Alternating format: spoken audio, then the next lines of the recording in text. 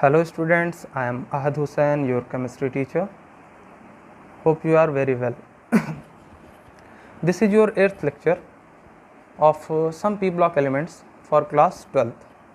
In last lecture, we have covered the structure of sodium thiosulfate and the structure of sodium tetrathionate. Now in this lecture, we will continue from a reaction of sulfur. Sulphur कैसे react करेगा इसको मैंने एक ही साथ कई reaction cover करा दी है, इसको आप लोग याद कर लेंगे। सल्फ़र को हमने सोडियम हाइड्रोक्साइड के साथ रिएक्ट करा दिया तो ये क्या देगा हमको, Na2S दे देगा, ठीक है ना, सोडियम सल्फाइड दे देगा हमको, ठीक है ना। अच्छा, और दूसरा क्या मिलेगा हमको, Na2S2O3। ये प्लस लिखने का मतलब क्या है, यहाँ पे ऑक्सीडेशन नंबर दिखा रहा है, ठीक है। ये सारे ऑक्सीडेशन नंबर के बारे में बात कर रहा है। यहाँ -2 पे होता है ओके। सल्फर NaOH यानी बेस के साथ रिएक्ट करेगा, क्या देगा, Na2S और Na2S2O3। अच्छा, ये क्या होता है, डिसप्रपोर्शनेशन रिएक्शन होती है। डिसप्रपोर्शनेशन रिएक्शन हमने जब रेडॉक्स रिएक्शन 11th में पढ़ा था तो उसमें देखा था कि डिसप्रपोर्शनेशन रिएक्शन एक टाइप का होता है, मतलब रेडॉक्स रिएक्शन का एक टाइप होता है डिसप्रपोर्शनेशन रिएक्शन। रेडॉक्स रिएक्शन में एक ही रिएक्शन में किसी एलिमेंट का ऑक्सीडेशन होता है और किसी एलिमेंट का रिडक्शन होता है, ये दोनों एक साथ साइमल्टेनियस प्रोसेस है। लेकिन डिसप्रपोर्शनेशन रिएक्शन में क्या होता है, एक ही एलिमेंट का ऑक्सीडेशन होता है और एक ही एलिमेंट का क्या होता है, रिडक्शन होता है। अब देखिए यहाँ 0 पे था, NaOH के साथ रिएक्ट करके ये दो कंपाउंड बनाया। अब इस वाले में यहाँ पे -2 पे है और इस वाले कंपाउंड में यहाँ +4 पे है। अब ये निकालना आप लोगों का काम है। यहाँ पे 2x मानिए, इधर 2 रखिए, इधर -6 रखिए, =0 करके आप लोग निकालिएगा, ठीक है। यानी कि इस पे +4 आ रहा है और इस पे -2 आ रहा है। इस कंपाउंड में -2 पे है सल्फर, इस कंपाउंड में +4 पे है ऑक्सीडेशन नंबर देखा जाए तो। यानी 0 से -2 पे गया तो रिडक्शन हुआ, 0 से +4 पे गया तो ऑक्सीडेशन हुआ। यानी एक ही एलिमेंट का किसी रिएक्शन में ऑक्सीडेशन और रिडक्शन दोनों हो रहा है। तो इस तरह के प्रोसेस को क्या बोलते हैं हम, इस तरह के रिएक्शन को क्या बोलते हैं, डिसप्रपोर्शनेशन रिएक्शन बोलते हैं। अच्छा, सल्फर ने सल्फ्यूरिक एसिड के साथ रिएक्ट करके SO2 दिया प्लस वाटर दिया अब सल्फर डाइऑक्साइड का कलर हम जानते हैं कैसा होता है, लाइट येलो, ठीक है ना, हल्का पीले कलर का होता है। सल्फर का रिएक्शन अगर हमने HNO3 के साथ करा दिया, कंसनट्रेटेड लेना है एसिड, तो हमको क्या मिल जाएगा।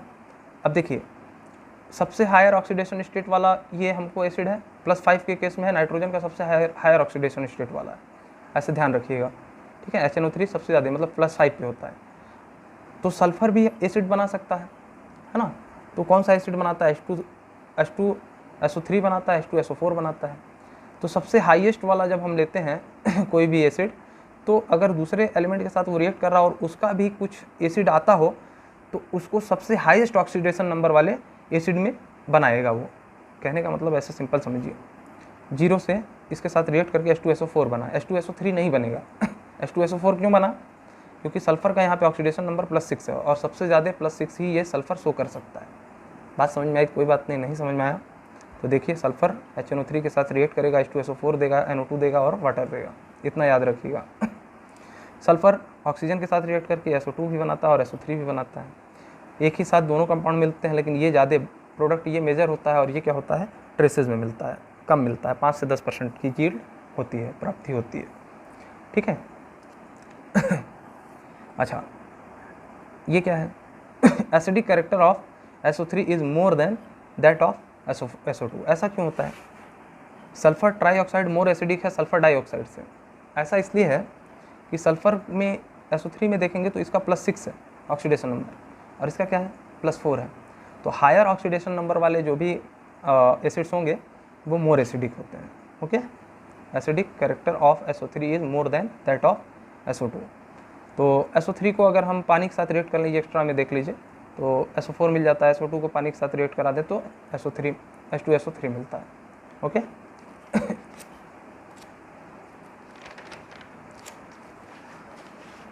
अब आ जाते हैं अपने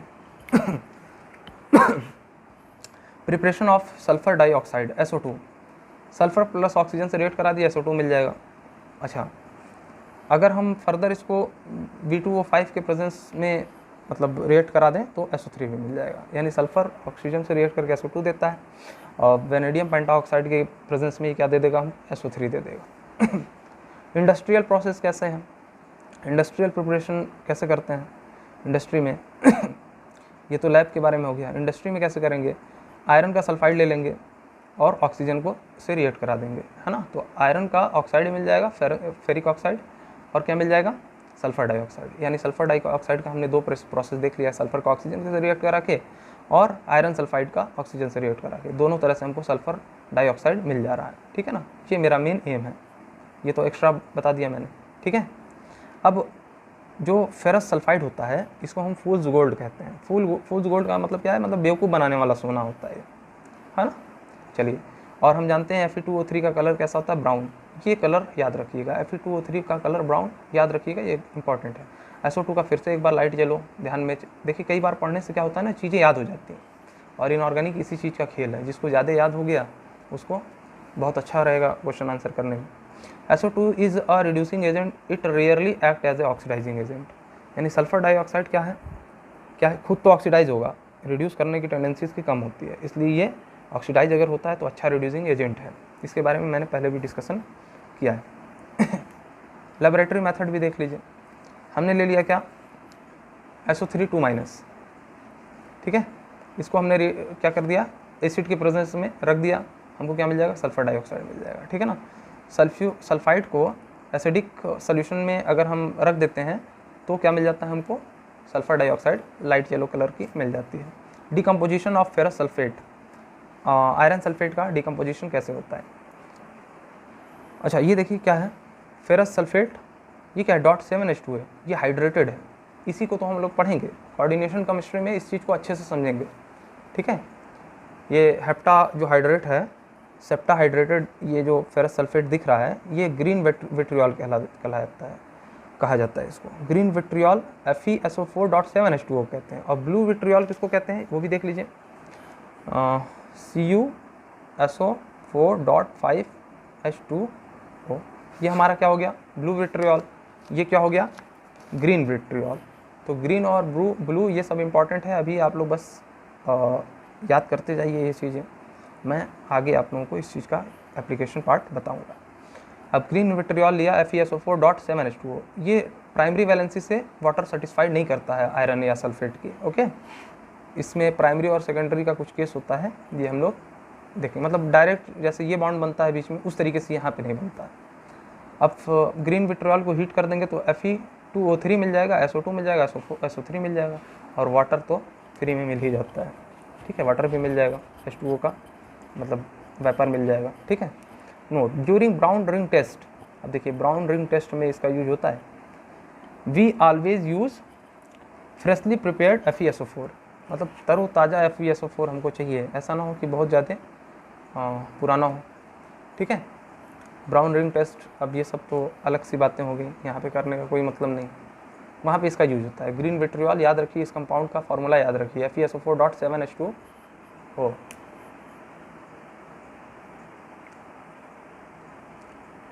ओके, प्रॉपर्टीज़ ऑफ SO3 देख लीजिए, स्लाइटली येलो कैसा होता है, थोड़ा सा येलो होता है, highly soluble in water, water में सॉल्युबल होता है, यानी कि ये पोलर डिजॉल्व इन पोलर, ये टर्म आप लोग शायद सुने हो, polar dissolve in polar and non polar dissolve in non polar.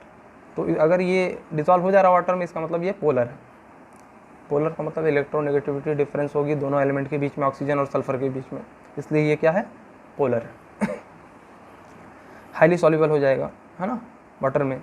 अच्छा, causes of burning sensation on the skin, किसकी बात कर रहे हैं, SO3 की, सल्फर ट्राइऑक्साइड की। अगर स्किन पे हम रखेंगे तो इसमें क्या होगा, बर्निंग सेंसेशन होगा, मतलब जलेगा। It is an acidic oxide, हम जानते हैं कि सल्फर ट्राइऑक्साइड एसिडिक होता है ना, और सल्फर डाइऑक्साइड से ज़्यादा एसिडिक होता है। It is a reducing agent, ठीक है, खुद ऑक्सीडाइज होना चाहेगा तो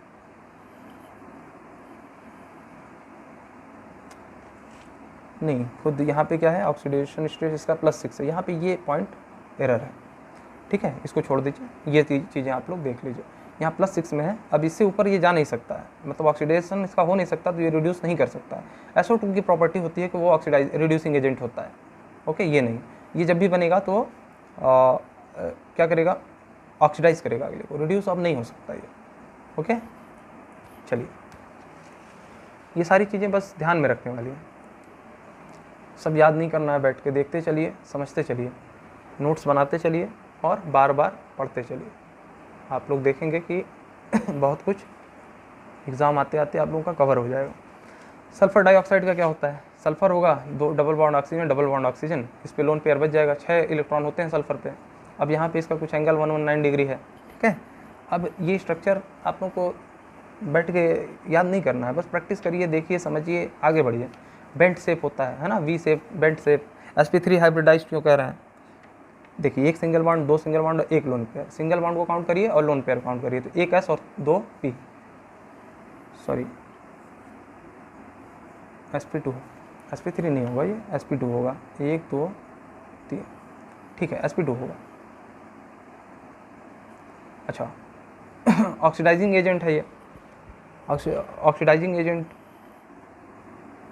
भी हो सकता है। ये क्यों हो सकता है? क्योंकि खुद मतलब ऑक्सीडाइज होगा, रिड्यूसिंग एजेंट हो सकता है। सल्फर डाइऑक्साइड क्या है? रिड्यूसिंग एजेंट होगा। यहाँ पे एक गलती होने की वजह से 2-3 चीज़ें हमसे एरर हो रही हैं, ठीक है। चलिए, sp2 हाइब्रिडाइज्ड है और क्या है ये? ऑक्सीडेशन नंबर इसका कितना है? +4 है। तो जब ऑक्सीडेशन नंबर +4 है तो ये +6 पे जाना चाहेगा, यानी ऑक्सीडाइज होना चाहेगा, तो ये क्या है? रिड्यूसिंग एजेंट होगा। ये ऑक्सीडेशन नंबर है, या स्टेट कर लीजिए इसको, ठीक है। ऑक्सीडेशन स्टेट इसका कितना है? यहाँ पे +4 है। देखिए, चारों का चारों मोर इलेक्ट्रोनेगेटिव एलिमेंट से जुड़ा हुआ है, तो +4 होगा। ओके, अब खुद ये +6 पे जाना चाहेगा तो अगले को क्या करेगा? रिड्यूस करेगा। खुद ऑक्सीडाइज होगा तो रिड्यूस करेगा, इसलिए रिड्यूसिंग एजेंट है। सल्फर डाइऑक्साइड क्या होता है? रिड्यूसिंग एजेंट होता है। रिएक्शन ऑफ सल्फर डाइऑक्साइड देख लीजिए। चलिए, सल्फर डाइऑक्साइड की टेंडेंसी होती है कि वो SO3 में कन्वर्ट हो जाए या SO4 2- में, सल्फेट आयन में कन्वर्ट हो जाए या सल्फर ट्राइऑक्साइड में कन्वर्ट हो जाए। तो खुद देखिए, ऑक्सीजन का एडिशन हो रहा है ना इसमें, तो ऑक्सीडेशन हो रहा है इसका। अगर सल्फर का SO2 में ऑक्सीडेशन हो रहा है तो ये अगले को क्या करेगा? रिड्यूस करेगा, इसलिए क्या है? रिड्यूसिंग एजेंट है, ठीक है। रिएक्शन ऑफ सल्फर डाइऑक्साइड के बारे में बात कर रहे थे। अब सल्फर डाइऑक्साइड को यहाँ लिख करके कई रिएक्शन एक साथ हम लोग कवर कर लेंगे। क्लोरीन के साथ रिएक्ट करके SO2Cl2 देगा, ठीक है ना। सल्फ्यूरिल क्लोराइड इसको बोलते हैं, क्या बोलते हैं? सल्फ्यूरिल क्लोराइड बोलते हैं। SO2 की रिएक्शन हमने अगर O2 के साथ कर दिया तो सल्फर ट्राइऑक्साइड दे देगा।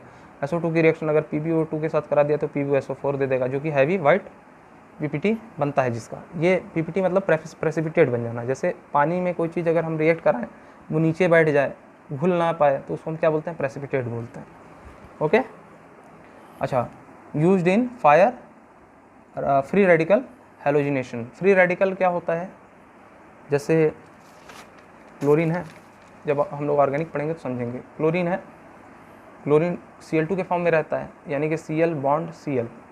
अगर हमने इसको क्या दे दी? सनलाइट के प्रेजेंस में रख दिया, ठीक है ना, कुछ कैटलिस्ट वगैरह जो भी होगा देखा जाएगा, तो इसका क्या होता है? बॉन्ड टूट जाता है और Cl- नहीं बनता है। Cl इस तरीके का कुछ फ्री रेडिकल बना लेता है, इसी को हम फ्री रेडिकल बोलते हैं, ठीक है ना। यहाँ पे चार्ज नहीं डेवलप हुआ, यहाँ फ्री रेडिकल जनरेट हो गया, इसी का ये इलेक्ट्रॉन है, लेकिन ये पेयरिंग से हट गया, इसी को फ्री रेडिकल कहते हैं। तो ये used in free radical halogenation. अब हम लोग आगे इसको या तो 11th में आप लोगों ने देखा हो और नहीं तो 12th में जब हम लोग पढ़ेंगे hello alkane and hello arenes तो देखा जाएगा इसको, ठीक है। ये सारी रिएक्शंस आप लोग नोट कर लीजिए, बार बार देखते रहिए, याद हो जाएगा। अब इसमें कोई ट्रिक ना मांगिए कि सर याद करा दीजिए, है ना। इसमें क्या छोटी छोटी चीज़ों में ट्रिक बताया जाए, टाइम वेस्ट होगा। हम लोग आगे बढ़ेंगे और फिज़िकल पे ज़्यादा हम लोग अपना कंसंट्रेशन बनाएंगे। जल्द से जल्द ये ख़त्म करके वो हम लोग को आना है। लॉकडाउन का पूरा फ़ायदा उठाएंगे, पढ़ते रहेंगे, इधर उधर ज़्यादा फालतू चीज़ें नहीं, क्योंकि 12th है। आप लोग अच्छे से अच्छा नंबर लाइए। अब यहाँ देख लेते हैं सेकंड, ये सेकंड कैटेगरी में जैसे एक ही साथ 3 रिएक्शन यहाँ पे हो गए, फिर यहाँ पे भी 4 रिएक्शन, जो देखिए 1 2 3 4 4 रिएक्शन एक साथ कवर करेंगे तो जल्दी याद हो जाएगा। सल्फर डाइऑक्साइड कैल्शियम हाइड्रोक्साइड के साथ रिएक्ट करके कैल्शियम सल्फाइड देता है, ठीक है ना। अच्छा, इसका कलर कैसा होता है कैल्शियम सल्फाइड का? मिल्की, मतलब दूध के तरह का कलर होता है। और फिर से अगर हमने SO2 के साथ इसका रिएक्शन करा दिया CaSO3 का, तो CaHSO3 का होल ट्वाइस मिल जाएगा, यानी कैल्शियम बाई सल्फाइड मिल जाएगा, ओके, जो कि नॉन मिल्की होता है, इसका कलर मिल्की नहीं होता है, ठीक है। सल्फर डाइऑक्साइड को कैल्शियम हाइड्रोक्साइड के प्रेजेंस मतलब रिएक्ट करा दिया इसके साथ, तो कैल्शियम सल्फाइड मिल जाएगा। और फिर से अगर SO2 की प्रेजेंस हमने दे दी और ज़्यादा मतलब एक्सेस में दे दिया, तो CaHSO4 SO3 का होल ट्वाइस, यानी कि कैल्शियम बाईसल्फाइड मिल जाएगा हम लोग को। सल्फर डाइऑक्साइड को अगर हम क्लोरीन के साथ रिएक्ट करा दें, ठीक है ना, क्लोरीन के साथ साथ अगर हमने वाटर की प्रेजेंस रखी तो Cl- और SO4 2- मिलेगा। यहाँ पे क्या है, देखिए Cl2 सिंपली हमने ले लिया, एडिशन करा दिया। यहाँ पे क्या है, वाटर की प्रेजेंस रखी है, ठीक है ना, इन दोनों में फ़र्क देखिए आप, यहाँ Cl2 डायरेक्ट ले लिया है, यहाँ पे वाटर भी लिया है साथ में। तो SO2 जो है क्लोरीन से रिएक्ट करेगा, वाटर की प्रेजेंस में Cl- प्लस सल्फेट आयन में कन्वर्ट हो जाएगा। अब SO4 जो है KMnO4 पोटेशियम पर मैग्नेट के साथ रिएक्ट करके क्या देता है, अगर वाटर की प्रेजेंस है तो Mn2+ और SO4 2-, मैग्नीज का 2+ वाला जो आयन मिलेगा और सल्फेट आयन मिलेगा। अगर हमने पोटेशियम डाइक्रोमेट के साथ सल्फर डाइऑक्साइड का कराया तो Cr3+ और SO4 2-। ये सारी चीज़ें एकदम सिंपल है, ये सब आप लोग 1 बार 2 बार 3 बार देखेंगे, अपने आप चीज़ें दिमाग में बैठ जाएंगी, बहुत ज़्यादा रटने भी ज़रूरत नहीं पड़ेगी, ठीक है ना। अब जिसके नहीं बैठती है, नहीं समझ में आता, वो रट ही ले, क्या कर सकता है। तीसरा सल्फर डाइऑक्साइड। सल्फर डाइऑक्साइड का जो तीसरी वाली कैटेगरी में हमने सारे रिएक्शंस को रखा है, उसमें देखिए क्लोरेट आयन के साथ क्या करेगा, ये क्लोरीन गैस देगा और सल्फेट आयन देगा। आयोडीन ले लें, मतलब देखिए ClO4- IO4-, इस तरीके का, मतलब अब एक ही में ग्रुप के मेंबर हैं क्लोरीन और आयोडीन, तो एक ही तरह का कंपाउंड बनाएंगे, तो ClO4- के साथ Cl2 देगा, तो IO4- के साथ I2 देगा, सेम तो है, ठीक है। और बाई प्रोडक्ट के रूप में सल्फेट आयन मिल जाएगा हमें, ठीक है ना। अच्छा, आयरन के साथ रिएक्ट करा दें, मतलब आयरन का 3+ वाले के साथ कोई कंपाउंड, इसमें कुछ और भी हो सकता है, Fe3+ के साथ कुछ जुड़ा होगा, ठीक है ना, कोई ऐसा कंपाउंड जो कि Fe3+ में टूट जाए, ठीक है। जो सल्फर डाइऑक्साइड है वो Fe3+ को क्या कर देता है, रिड्यूस कर देता है, +3 से +2 में कर देगा। यहाँ पे भी देखिए इसने क्या किया है, ऑक्सीडाइज किया है क्लोरेट आयन को, सॉरी 1 मिनट, यहाँ पे भी ये रिड्यूस ही करेगा, देखना पड़ेगा। x मान लीजिए -8 उधर जाएगा, यानी +7 पे है यहाँ पे, ये भी +7 में, ये 0 पे जा रहा है, प्लस से 0 पे गया है, यानी +7 से 0 पे जाने का मतलब क्या है, रिड्यूस हुआ है, ये भी रिड्यूस हुआ, ये भी क्या हुआ, रिड्यूस हुआ है, और इसको भी अभी हम देखेंगे तो रिड्यूस ही करेगा, यानी कि ये रिड्यूसिंग एजेंट है। क्या हमने बताया था, सल्फर डाइऑक्साइड क्या है, अच्छा रिड्यूसिंग एजेंट है, ये खुद ऑक्सीडाइज होना चाहता है और दूसरों को रिड्यूस करता है। ऑक्सीडाइज कैसे हुआ, यहाँ पे क्लोरीन +7 से 0 भेजा है, और खुद क्या हुआ है, यहाँ पे +4 पे था, और सल्फेट आयन में जब हम निकालेंगे तो सल्फर का कितना होता है, ऑक्सीडेशन नंबर +6 होता है। देखिए सल्फेट आयन का हम निकाल के यहाँ दिखा दे रहे हैं, SO4 2-, सल्फर का X ले लीजिए, प्लस एक ऑक्सीजन पे -2, तो 4 पे कितना हो जाएगा, -8, इक्वल टू कुछ टोटल चार्ज है, हाँ -2 है, यानी X इक्वल टू ये उधर जाएगा तो +8 बनेगा, यानी कि प्लस का 6 सॉरी, ये प्लस के 6 पे है यहाँ पे, ओके।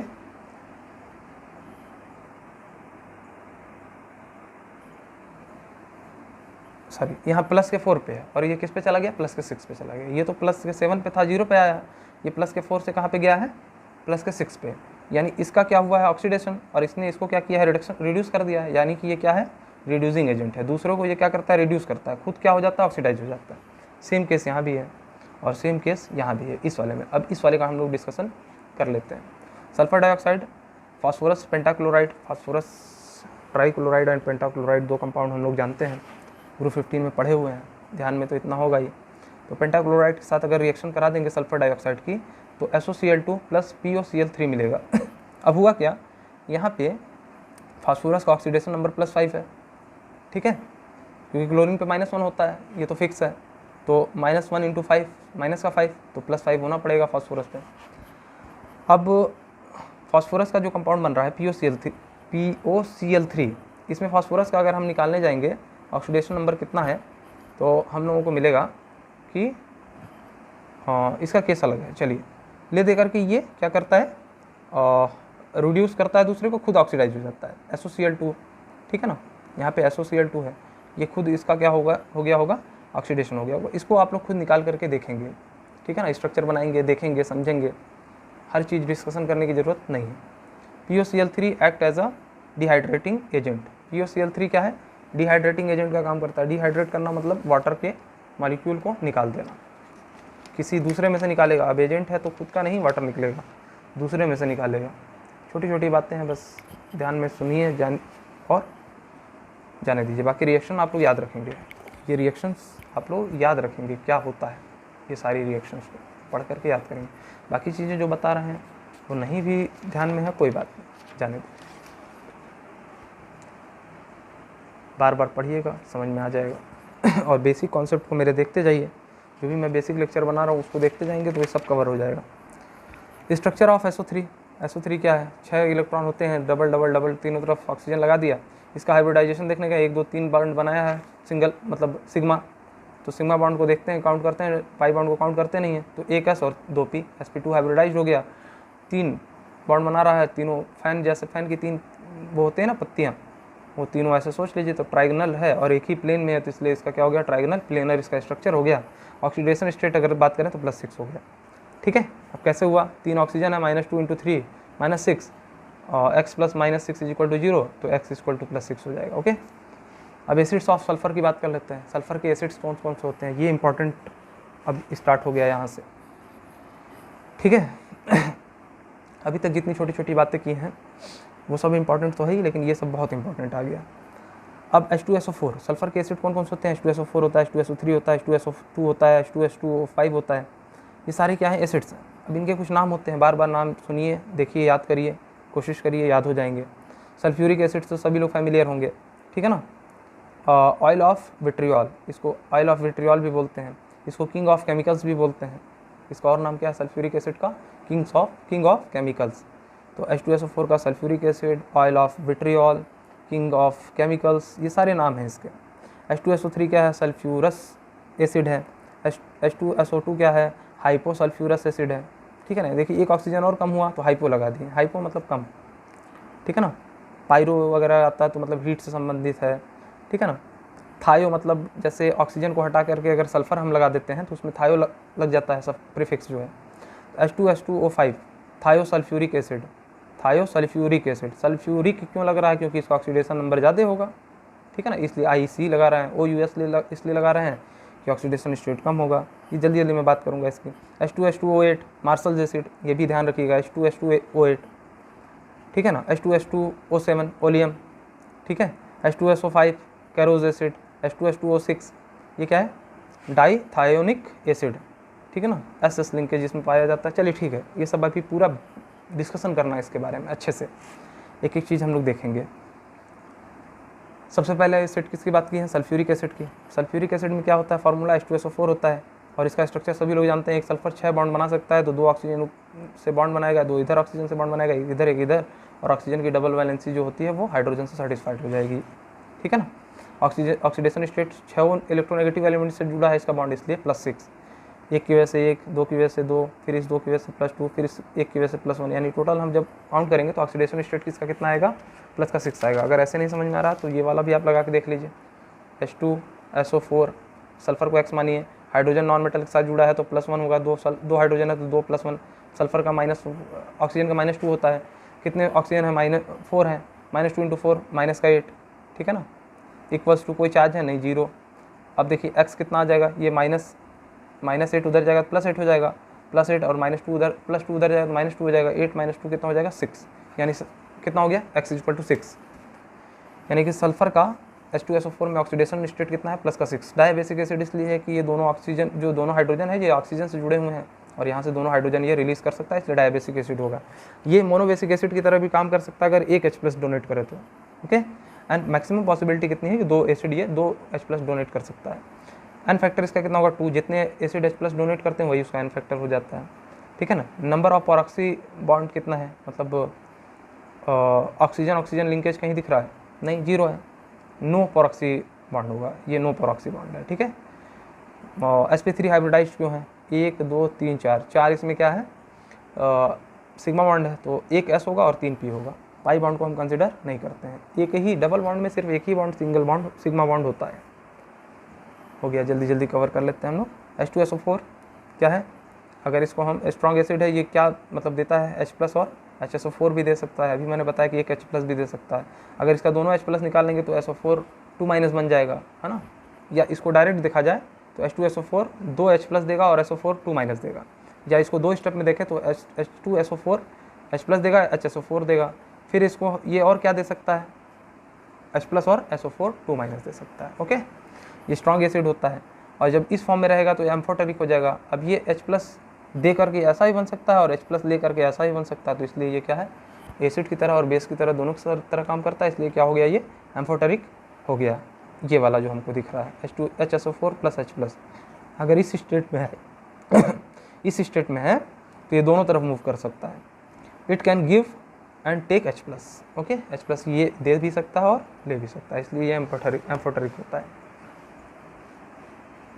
जैसे वाटर भी क्या होता है, एम्फोटेरिक इन नेचर होता है। वो क्या है, H+ भी दे सकता है, वो H- भी दे सकता है। तो एसिड H+ डोनेट करेगा तो एसिड है, वो H- डोनेट करेगा तो बेस है, ठीक है। Preparation of H2SO4 by contact process, contact process से हमको इसका प्रिपरेशन देखना है। अब ये प्रोसेस आप लोगों को इम्पॉर्टेंट है, याद होना चाहिए। ये 3 स्टेप में इसको करेंगे। पहला स्टेप में क्या करेंगे, SO2 + O2 मतलब सल्फर डाइऑक्साइड और ऑक्सीजन क्या है, रिएक्ट करा देंगे एक साथ। तो हम जानते हैं कि SO3 मिल जाता है, ये तो हम लोग शुरू से पढ़ते आए हैं। वैनेडियम पेंटाऑक्साइड कैटलिस्ट की तरह हम लोगों को यूज करना पड़ेगा। कैटलिस्ट पहले भी बताए हैं कि रेट ऑफ रिएक्शन अल्टर कर देता है। रेट ऑफ रिएक्शन क्या होता है, ये हम लोग केमिकल काइनेटिक्स में पढ़ेंगे। रेट ऑफ रिएक्शन के बारे में हम लोग केमिकल इक्विलिब्रियम में क्या पढ़ते हैं, इक्विलिब्रियम के बारे में पढ़ते हैं। रेट के बारे में किस में पढ़ते हैं, केमिकल काइनेटिक्स 12th में। फिजिकल केमिस्ट्री में chemical kinetics one of the best chapter के हैं आपके फिजिकल केमिस्ट्री का, तो केमिकल काइनेटिक्स है, ओके। चलिए स्टेप 1 में क्या देखा, सल्फर डाइऑक्साइड का हमने O2 के साथ रिएक्शन करा दिया, SO3 मिल गया, ठीक है ना, वैनेडियम पेंटाऑक्साइड के प्रेजेंट में। अब बैलेंस करना है तो 2 सल्फर है यहाँ पे, तो यहाँ पे भी 2 सल्फर होने चाहिए, ठीक है ना। अब ऑक्सीजन यहाँ पे कितने हैं, 2 हैं और इधर 3 हैं, तो यहाँ पे हाफ लगा लीजिए, ठीक है। बैलेंसिंग वगैरह आप लोगों को आनी चाहिए। स्टेप 2, सल्फर जो मिला हमको ट्राईऑक्साइड, सल्फर ट्राईऑक्साइड को हम सल्फ्यूरिक एसिड के साथ रिएक्ट कराएंगे। 98% वेट बाई वॉल्यूम लेंगे। अब वेट बाई वॉल्यूम मैंने पहले भी बताया मोल कॉन्सेप्ट का है, अगर नहीं आता होगा तो मेरे बेसिक लेक्चर जरूर देखिएगा। 98% वेट बाई वॉल्यूम लेंगे, ठीक है ना। सल्फर ट्राईऑक्साइड के साथ रिएक्ट करा देंगे, H2SO7 मिल जाएगा, जिसको हम ओलियम कहते हैं। ये भी याद रखिए, ओलियम क्या होता है, H2SO7। स्टेप 3, H2SO7 जो ओलियम है उसको हम फिर से वाटर की प्रेजेंस में करा देंगे रिएक्ट, तो क्या मिल जाएगा हमको, H2SO4 मिल जाएगा। अब भाई H2SO4 लेकर के ही H2SO4 बना रहे हैं, तो 2 स्टेप में करने की क्या ज़रूरत है, यहीं पे H2SO4 ले लिए होते हैं। तो ध्यान दीजिए, इसमें कुछ ना कुछ तो खास बात होगी, नहीं तो 3 स्टेप पे जाते ही क्यों। 3 स्टेप पे जाने का मेन रीज़न ये है कि सल्फर डाइऑक्साइड ऑक्सीजन से रिएक्ट करा के SO3 दिया, SO3 को H2SO4 से रिएक्ट करा के ओलियम मिल रहा है, ओलियम को फिर वाटर से हम रिएक्ट करा दे रहे हैं, तो क्या मिल जा रहा है, H2SO4 मिल जा रहा है। अब ध्यान दीजिए कि ये एक कंपाउंड 2 कंपाउंड की बात नहीं चल रही है, मोल में होता है रिएक्शन, और एक मोल में 6.022 × 10⁻23 मॉलिक्यूल्स होते हैं या कंपाउंड्स होते हैं। यहाँ पे सिर्फ 1 मोल हमको मिला था ना, 1 मोल ले रहे हैं, हमने लिया कितना, 1 मोल, और मिला कितना, 2 मोल, यानी प्रोडक्शन क्या है, जस्ट डबल। इसका मतलब ये मेरे लिए फ़ायदेमंद सौदा है, और यही यूज हम लोग करते हैं, कॉन्टैक्ट प्रोसेस इसीलिए इंपॉर्टेंट हो जाता है। Here is in second step we take 1 mole of sulphuric acid and we get 2 mole of sulphuric acid in third step. तीसरे स्टेप में हमको क्या मिल जा रहा है, 2 मोल मिल जा रहा है। इसको बैलेंस करके देख लीजिए, है ना, ठीक है। चलिए बैलेंस वगैरह करना आप लोगों का काम है, उस पर मैं टाइम वेस्ट नहीं करूँगा। अगर नहीं आता होगा तो कमेंट बॉक्स में लिखेंगे कि बैलेंसिंग भी सर नहीं आता, वो भी समझाइए। 12th में जाने का मतलब है ये सब चीज़ें आप लोग को बहुत अच्छे से आनी चाहिए। Properties of H2SO4, it behaves as a dehydrating agent, ये वाटर को निकाल देता है, ठीक है, किसी दूसरे कंपाउंड में से निकालेगा, खुद का नहीं निकालेगा, है ना। It is highly acidic in nature, बहुत ज़्यादा एसिडिक होता है, हम जानते हैं सल्फ्यूरिक एसिड एसिडिक नेचर इसका ज़्यादा होता है। It also act as a oxidising agent. अब सल्फ़र का इसमें +6 ऑलरेडी है, तो सल्फ़र क्या होगा, रिड्यूस होना चाहेगा, H2SO3 बनाना चाहेगा, या कोई ऐसा कंपाउंड बनाना चाहेगा जिसमें ऑक्सीडेशन नंबर 6 से कम हो। तो +6 से जब नीचे जाएगा तो इसका रिडक्शन होगा, तो दूसरे को ये ऑक्सीडाइज करेगा, इसलिए क्या है, ऑक्सीडाइजिंग एजेंट है। अब reactions of sulphur dioxide sulphuric acid देख लेते हैं। अच्छा देखिए, जब ये डिहाइड्रेटिंग एजेंट की तरह काम कर रहा है तो कैसे कर रहा है, यहाँ पे मैंने बोला ना पहला स्टेप में, ये कैसा बिहेव करता है, डिहाइड्रेटिंग एजेंट की तरह। अब डिहाइड्रेटिंग एजेंट की तरह बिहेव कर रहा है तो हम सुक्रोज का एक मॉलिक्यूल ले लेते हैं। हम जानते हैं सुक्रोज का फार्मूला क्या होता है, C12H22 और O11। ग्लूकोज का क्या होता है, C6H12O6। ठीक है। तो सुक्रोज का C12H22 और O11 हम ले लेंगे, इसको कंसनट्रेटेड सल्फ्यूरिक एसिड के प्रेजेंस में रख देंगे तो हमको कार्बन मिल जाएगा ब्लैक PPT, काले कलर का प्रेसिपिटेट मिल जाएगा, और वाटर हमको मिल जाएगा, है ना। दूसरा, ये तो क्या किया, डिहाइड्रेट कर दिया। अब डिहाइड्रेट करना मतलब वाटर निकाल देना। आप देखिए इस कंपाउंड में से इसने वाटर निकाल दिया और कार्बन बैठा दिया, ठीक है। चलिए दूसरे स्टेप में हमने क्या बोला था, it is highly acidic in nature. अब एसिडिक है, अच्छा इसमें भी देख लीजिए, सेकंड वाले में भी क्या कर रहा है, वाटर निकाल रहा है। दो तीन एग्जांपल लिए हैं यहाँ पे। देखिए ग्लूकोज में से भी क्या करेगा, कंसनट्रेटेड H2SO4 को ले लेंगे तो कार्बन का ब्लैक PPT और वाटर दे देगा, है ना। देखिए H2SO4 इसमें से वाटर निकाल दे रहा है, इसलिए क्या हो गया, डिहाइड्रेटिंग हो गया। अब मिथेनोइक एसिड कंसनट्रेटेड H2SO4 की प्रेजेंस में वाटर निकाल देगा बाहर, और क्या मिल जाएगा हमको, CO मिल जाएगा, CO गैस रहेगा, ठीक है। मतलब मेनली क्या है कि हमारा वाटर मिल जा रहा है। ये सारा याद हो ना हो, एक दो तो आप लोगों को ध्यान में होना चाहिए। कैसे डिहाइड्रेटिंग एजेंट की तरह काम करता है। अब आ जाइए, सेकंड बात हमने क्या कही थी, it is highly acidic in nature. अच्छा ठीक है, ऑक्सिलरी एसिड, अभी चौथा भी एग्जांपल उसी का है। चलिए नोट कर लीजिए, या इसके बारे में भी बता ही देते हैं। चलिए ये क्या है, C double bond O OH, ये ऑक्सिलिक एसिड होता है, इसको ध्यान रखिएगा, ये बहुत इंपॉर्टेंट कंपाउंड है, इसकी हम लोग बात ऑर्गेनिक में बार बार करेंगे। ऑक्सिलिक एसिड को कंसनट्रेटेड H2SO4 की प्रेजेंस में अगर रिएक्ट करा देंगे तो क्या हो जाएगा, H2O मिल जाएगा, CO2 मिल जाएगा और CO मिल जाएगा। यहाँ पे रिएक्ट कराने का बस मेन उद्देश्य क्या है कि डिहाइड्रेटिंग एजेंट की तरह ये काम कर रहा है, यही दिखाना था, प्रूफ करना था। वाटर निकल गया ना इसमें से, इसका मतलब क्या है, डिहाइड्रेट कर दिया इसको। हाइड्रेट करना मतलब वाटर जोड़ना, डिहाइड्रेट करना मतलब वाटर को निकालना। अब बात करते हैं CuSO4.5H2O। देखिए पांचवा भी एग्जाम्पल मिल गया हमको, बहुत सारे एग्जाम्पल हैं। अब ये सब एग्जाम्पल बैठ कर रटिए नहीं, देखते जाइए, समझते जाइए, आगे बढ़ते जाइए। CuSO4.5H2O, इसी को हम ब्लू विट्रियोल कहते हैं, ब्लू विट्रियोल कहते हैं, ठीक है ना। अभी हम लोगों ने क्या देखा था, ग्रीन विट्रियोल देखा था। ग्रीन विट्रियोल क्या होता है, इसके बारे में हम लोगों ने काफ़ी डिस्कशन किया है, ठीक है। यहाँ पे है आपका green vitriol, FeSO4.7H2O, FeSO4.7H2O green vitriol. CuSO4.5H2O blue vitriol, ठीक है। CuSO4.5H2O blue vitriol. Fe वो वाला जो है Fe2O3.7H2O, वो क्या था, ग्रीन विट्रियोल। फर्क समझ में आया ग्रीन विट्रियोल और ब्लू विट्रियोल का। FeSO4.7H2O ग्रीन विट्रियोल और CuSO4.5H2O ब्लू विट्रियोल। ये दोनों कंपाउंड बहुत इंपॉर्टेंट है, बार बार इसीलिए मैं बोल रहा हूँ ताकि आपको बार बार सुनने से याद हो जाए। CuSO4.5H2O blue vitriol, FeSO4.7H2O green vitriol. Blue vitriol को हम कंसनट्रेटेड H2SO4 के प्रेजेंस में अगर रख देते हैं तो क्या मिल जाता है, CuSO4 हमको मिल जाता है, वाइट कलर का इसका ये होता है, और ये एनहाइड्राइड किसका है, CuSO4.5H2O का। बट इसमें से वाटर निकल गया, अब वो कहाँ गया, उड़ गया पानी, यहाँ पे लिख लीजिए या तो 5H2O, ठीक है। बस मेरा मेन काम क्या था, H2SO4 डाला, CuSO4 में से पानी बाहर निकाल दिया, यही इसमें समझना है, ओके। CuSO4.5H2O का कलर ब्लू होता है, इसको ब्लू विट्रियोल बोला जाता है, और जब इसमें पानी निकल जाता है CuSO4 का कलर वाइट हो जाता है, और इसी को एनहाइड्राइड ऑफ ब्लू विट्रियोल बोला जाता है, ठीक है। अच्छा सेकंड टाइप हमने क्या बात की थी कि ये हाईली एसिडिक होता है। अब एसिडिक कैसे होगा, देखिए एसिड तभी होगा ना जब बेस के साथ रिएक्ट करेगा, ठीक है ना। अब ये एसिड है और ये बेस है NaOH, H2SO4 और सोडियम हाइड्रोक्साइड रिएक्ट करके क्या देते हैं हम जानते हैं, साल्ट प्लस वाटर देंगे। तो इसका Na+ निकला और इसका SO4 2- निकला, तो Na2SO4 बन गया, और H2 और OH, H2 और O मिल करके क्या बना लेंगे, H2O बना लेंगे, H2 एंड O, H2O, ठीक है। जब बैलेंस करेंगे तो इस तरीके का Na2SO4 मिलेगा, H2O मिलेगा, ठीक। चलिए NaHCO3 जब बैलेंसिंग करेंगे तो ये सारी चीज़ें एटम जो है conservation of law of conservation of mass को फॉलो करते हुए सारे atom left hand side reactant summation of reactants और समेशन ऑफ प्रोडक्ट इक्वल आएगा।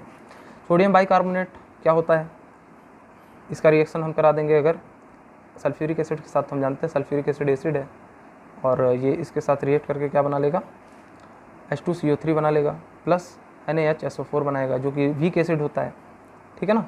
H2SCO3 क्या होता है, वीक एसिड होता है, ठीक है। H2SO4 क्या होता है, स्ट्रॉन्ग एसिड होता है। कार्बोनिक एसिड क्या होता है, वीक एसिड होता है। ध्यान रखिएगा, ये क्या है, कार्बन डाइऑक्साइड को हमने वाटर में डाला तो H2CO3 बन जाता है। ये सिंपली इसका प्रिपरेशन का तरीका होता है। यहाँ पे भी बन रहा है H2CO3। NaH sodium by carbonate को हमने सल्फ्यूरिक एसिड के साथ रिएक्ट कराया तो carbonic acid plus sodium by sulphate हमको मिलता है। ओके, अच्छा फर्दर ये क्या दे देगा आपस में रिएक्ट करके, H2O और CO2 में टूट जाएगा। ओके, H2O और CO2 हमको मिल जाएगा। Got it. चलिए, बाकी सोडियम कहाँ गया, तो दूसरा कंपाउंड बनेगा, उसका इतना ज़्यादा ध्यान रखने की जरूरत नहीं है। चलिए, third reaction Na2CO3 Na2CO3 NaHCO3 के साथ इस तरह का रिएक्शन होता है। Na2CO3 के साथ ऐसा रिएक्शन होगा, Na2CO3 ले लें, H2SO4 ले लें, हमको क्या दे देगा, कार्बोनिक एसिड दे देगा, प्लस Na2SO4 देगा। यहाँ NaHSO4 दे रहा था, यहाँ Na2SO4 देगा, सोडियम सल्फेट देगा, carbonic acid sodium sulphate, further क्या दे देंगे हमको, वाटर और कार्बन डाइऑक्साइड दे देते हैं। चलिए, एक्टिव मेटल के साथ अगर हम करा दें, मेटल प्लस जब भी हम एसिड प्लस मेटल का रिएक्ट करते हैं तो क्या मिलता है हमको, मेटल का सॉल्ट मिल जाता है और हाइड्रोजन गैस लिबरेट हो जाती है। ये हम लोग 10th से पढ़ते आ रहे हैं। तो एक्टिव मेटल कौन कौन से हैं, जैसे lithium, sodium, potassium, rubidium, caesium, ये सारे क्या हैं, एक्टिव मेटल्स कहलाते हैं। H2SO4 के साथ रिएक्ट कराने पे हमको हाइड्रोजन गैस लिबरेट होगी प्लस मेटल का सॉल्ट मिल जाएगा। मेटल का सॉल्ट क्या होगा, यहाँ पे SO4 दिख रहा है, SO4 2 माइनस और Li2 प्लस होगा तो Li2SO4, सोडियम होगा तो Na2SO4, K होगा तो K2SO4, Rb होगा तो Rb2SO4 और CS होगा तो CS2SO4, हमको मेटल सॉल्ट मिल जाएगा और हाइड्रोजन गैस लिबरेट हो जाएगी। देखिए यहाँ पे कर भी दिए हैं, हाइड्रोजन गैस लिबरेट हो रही, सोडियम के साथ सोडियम सल्फेट हमको दे रहा है। अब यहाँ पे हम लोग ऑक्सीडाइजिंग प्रॉपर्टीज़ देख लेते हैं, ये कैसे किसी दूसरे को ये ऑक्सीडाइज कर देता है। सल्फ्यूरिक एसिड कैसे किसी दूसरे को ऑक्सीडाइज कर देता है, ठीक है।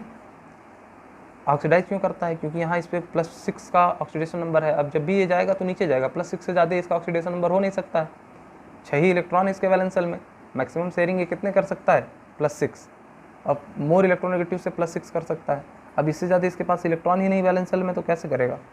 तो H2SO4 P4 यहाँ पे क्या है, 0 में है, तो P4, अब ये हायर ऑक्सीडेशन नंबर का एसिड है ना, तो फास्फोरस का भी जो हायर नंबर का ऑक्सीडेशन नंबर वाला एसिड होगा वही बनेगा। ये सीधा कॉमन तरीका होता है, यही ट्रिक होती है। मैं ट्रिक पे ज़्यादा डिस्कस नहीं करना चाह रहा हूँ, लेकिन चलिए समझिए इस चीज़ को। H2SO4 में जब इसका ऑक्सीडेशन नंबर निकालेंगे तो +6 होगा। P4 में हम देखते हैं फास्फोरस का 0 होता है अपने एलिमेंटल फॉर्म में। अब इसके साथ रिएक्ट करेगा तो जब भी एसिड के साथ कोई एलिमेंट रिएक्ट करता है, अगर उसका भी एसिड होता है तो हाईएस्ट नंबर वाला ऑक्सीडेशन नंबर वाला एसिड हाईएस्ट नंबर वाले ऑक्सीडेशन नंबर वाले एसिड को प्रोड्यूस करेगा। कहने का मतलब क्या है, देखिए H3PO3 हो गया ना, फास्फोरिक जो है, ऑर्थोफॉस्फोरिक एसिड जो है, ये क्या है सबसे ज़्यादा हाईएस्ट ऑक्सीडेशन नंबर क्या है इसका, मैक्सिमम पॉसिबल ऑक्सीडेशन नंबर +5 होता है। ग्रुप 15 नंबर एलिमेंट के, ग्रुप 15 के एलिमेंट का हाईएस्ट ऑक्सीडेशन नंबर कितना हो सकता है, +5।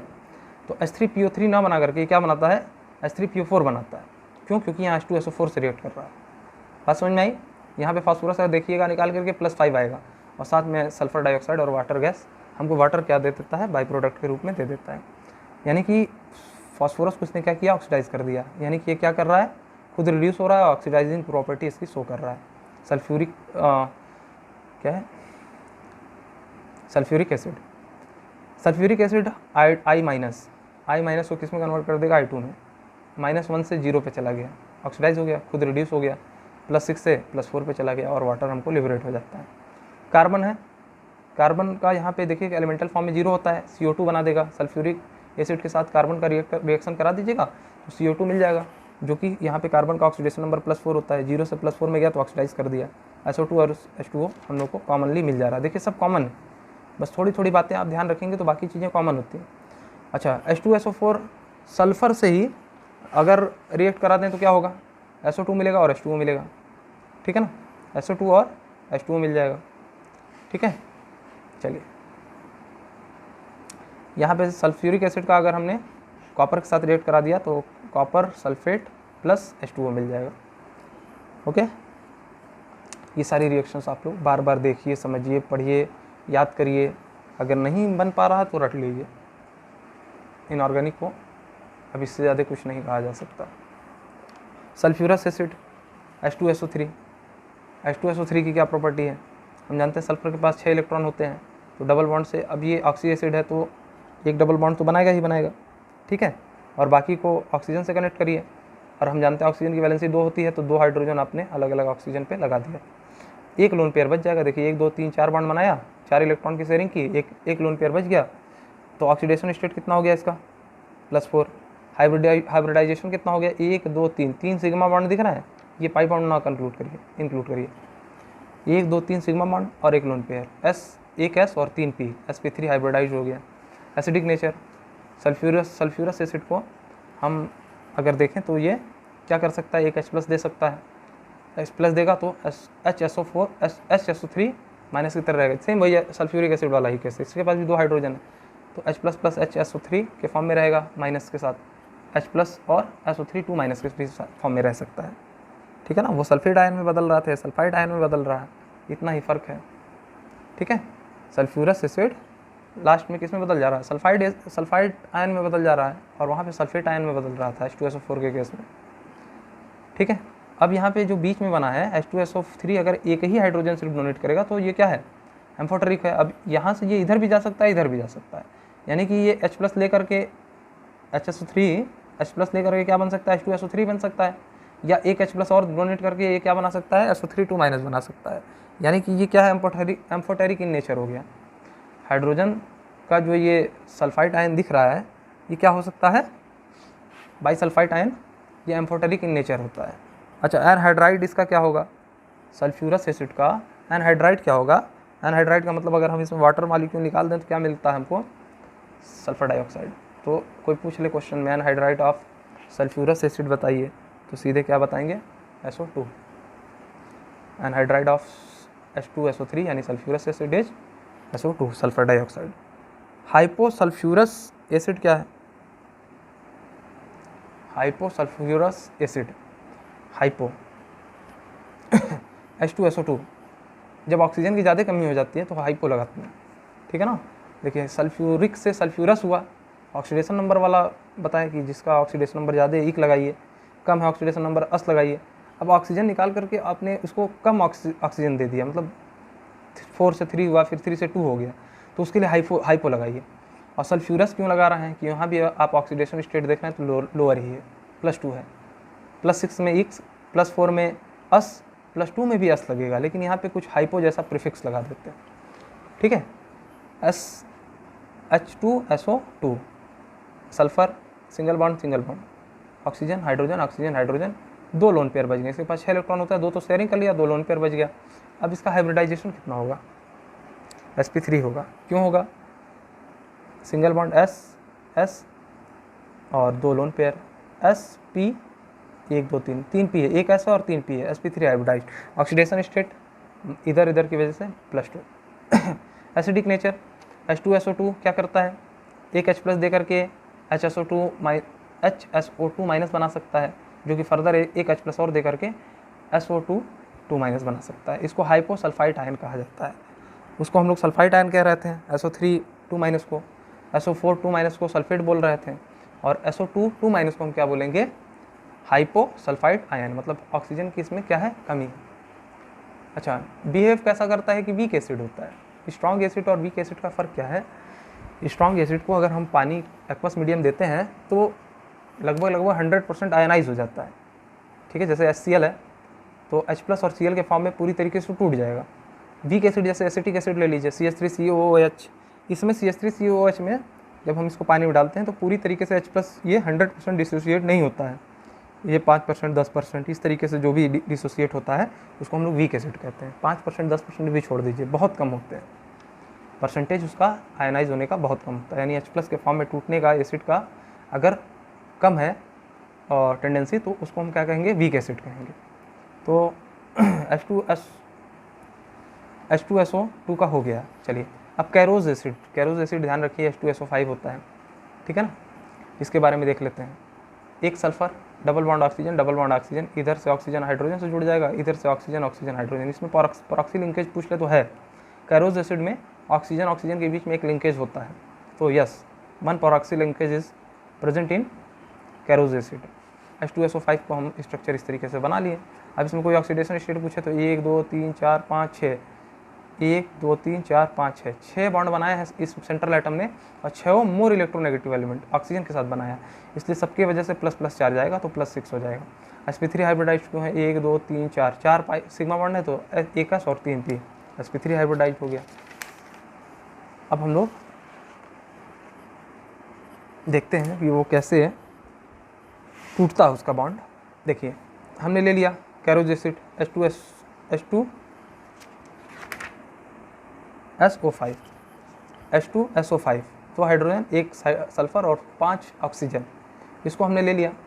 अब क्या होगा ये कि हमने H+ और OH- की प्रेजेंस रख दी, है ना। प्रेजेंस में क्या होगा, ये यहाँ से इसका बॉन्ड टूट जाएगा, बॉन्ड टूट जाएगा यानी वाटर निकल जाएगा, वाटर नहीं निकलेगा, H2O2 निकलेगा यानी हाइड्रोजन परऑक्साइड निकलेगा। ओके, प्लस क्या मिलेगा हम लोग को, H2SO4 मिल जाएगा। ठीक है, वाटर यहाँ है ही। अब ये H+ इसके साथ जुड़ जाएगा, जो यहाँ से मतलब बॉन्ड टूटा, ये OOH जो है वो एक H+ के साथ जुड़ जाएगा यानी H2O2 बना लेगा, और जो OH- है वो यहाँ कहीं जुड़ जाएगा। ठीक है ना। देखिए इसको छुपा करके आप ये देखिए कि अगर मैं यहाँ पे OH लगा दूँ तो सल्फ्यूरिक एसिड नहीं बन जा रहा है, नहीं वही चीज़ यहाँ पे लिखा हुआ है, the sulphur oxygen bond cleaves in presence of water. Okay, अब आप लोगों के टाइम हो गए, मैं नेक्स्ट लेक्चर जल्द ही इसका दूंगा आप लोगों को, और कोशिश करूंगा बस 1 दिन के अंदर ही इसको कवर करा दूँ, ताकि अब हम लोग मूव करें अपने इम्पॉर्टेंट फिज़िकल केमिस्ट्री पे, जो कि जिसको पढ़ना सबसे ज़्यादा ज़रूरी अभी के लिए है। ये तो मैंने इसलिए जल्दी से कवर करा दिया कि बच्चे शुरू से ही इसको देखते चलें और लास्ट तक जाते जाते ये ना रह जाए कि सर हमने सही से इनऑर्गेनिक नहीं पढ़ी है। बार बार मेरे लेक्चर को देखने से आपको फ़ायदा ये होगा कि आप बहुत ज़्यादा नहीं भी पढ़ेंगे तो आपकी ज़्यादातर चीज़ें कवर हो जाएंगी।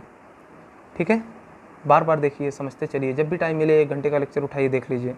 ठीक है, और अभी बहुत टाइम है, धीरे धीरे चलना है, और मतलब आपको धीरे धीरे पढ़ना है इसको, इनऑर्गेनिक को।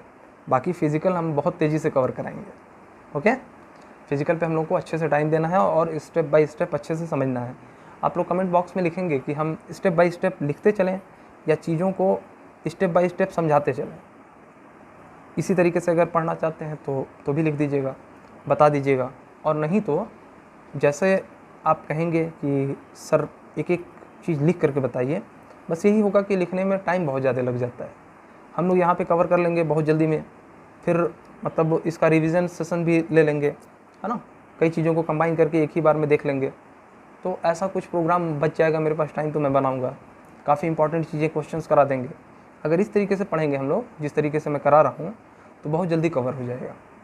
ठीक है, इसमें बहुत ज़्यादा टाइम नहीं लगता है, उसमें भी कोई बहुत दिक्कत नहीं है। आप लोग के अगर उस तरीके से पसंद होगा तो आप लोग लिखिए कि सर मुझे स्टेप बाय स्टेप चलना है।